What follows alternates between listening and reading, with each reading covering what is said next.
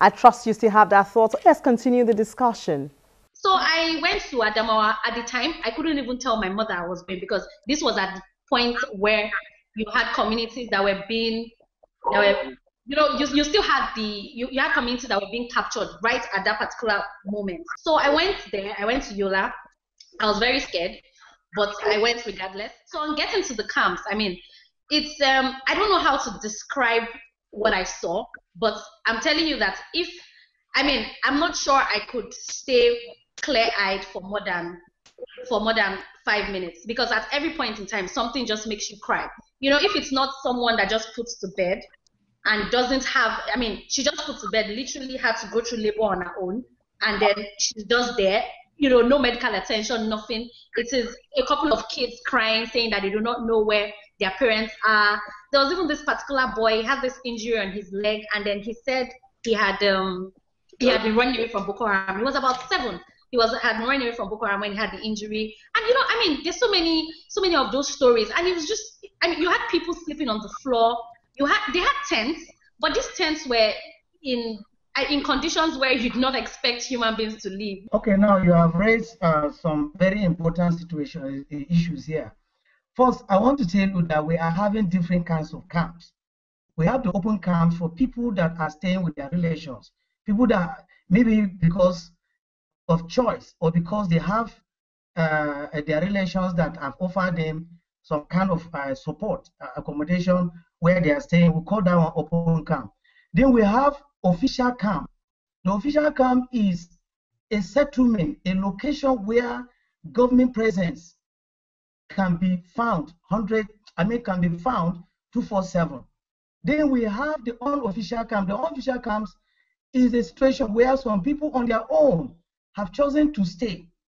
If you have found a camp somewhere that you feel government is not aware of, the best thing for you to do is to bring it to our attention. Now, there are a number of unregistered camps.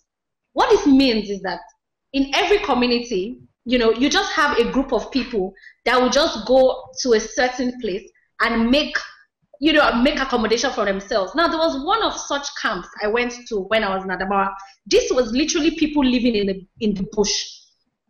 It took us like a 45 minutes drive from town. So it was somewhere that wasn't close at all. And we kept going. As we kept driving, I was asking the driver that, sorry, please, I'm from Lagos. Where exactly are you taking me to? Because I started to get scared. We kept driving into a bush. He was like, no, he knows that there are certain people that live here. And then we drove, and as soon as we got there, I was shocked. You had people that were using sticks to build shelter. One of the camps I work with, they say it often that most of the time the funds they get are from private individuals. So they get donations from people from Lagos and Abuja and all of that. And then I asked them, I said, okay, but the government is supposed to provide. They said, the reaction I get from them is, well, we get some stipends from the government once in a while. But I think a major problem in terms of the IDP situation is the coordination of efforts. There has to be a proper channel. So we have to understand what the plan is. If we do not have a plan, so it's almost certain that resources are going to be diverted, because you do not have a proper channel saying that, okay, this is going to move us from point A to point B.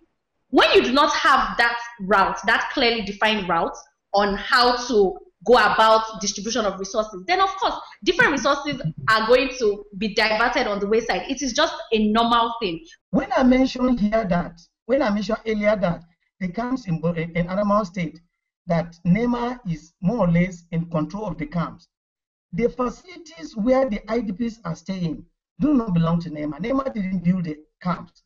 That is one. Secondly, NEMA worked together with the Adamawa State government, for instance, the Red Cross, and even the security agencies. So I don't see where NEMA would divert anything without being checked. I don't see where anybody at all would divert any material that is meant for IDPs, and the other organizations, the other agencies, the other partners, stakeholders working together will not raise alarm. Ask the camp officials, why is this thing happening? If there's any misinformation, this can be cleared. This can be clearly explained. amount of unregistered camps are actually more than the registered camps, which it's disappointing. The best support an IDP will require from government and anywhere in the world is for them to be resettled back to their homes in safety.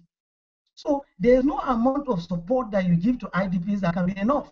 But what we're saying is that if you go to these camps, the basic things that an individual requires for life is shelter and food and clothing. And those are the things we are providing today. If you go to this camp, we also have health facilities that cater for their minor crises, and we also have arrangement where health situations that overwhelm the camp clinics are referred to government clinics in the town, government hospitals in the town. So you cannot expect the situation in the camp to be as good as situation in their various homes. Because it's like for NEMA to come out and say, yes, this is what we're doing and this is how we're doing it. But there are no checks. You don't have, when you have agencies like that have been entrusted with such a very important task, then you should also have checks and balances in place to say, because the agency can always come and say, oh yes, I am good and this is what I am doing. But you do not have any channels to check that, okay, what are the impacts?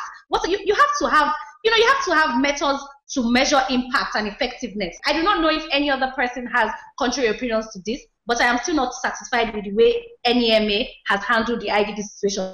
NEMA has to tell us exactly what the plan is. Do you want these people to remain IDPs for life? What is the plan to move them from IDPs to non-IDPs? I mean, it's not just about giving them food once in a while. There has to be a clear plan, and that's all I'm saying. NEMA, don't forget, is a coordination agency. We work together with other stakeholders. All the locations where we are providing support to the IDPs, we do them together with the various state government through their state emergency management agencies. The way forward for me is for us to begin to think about sustainable solutions, and that's what I'm about.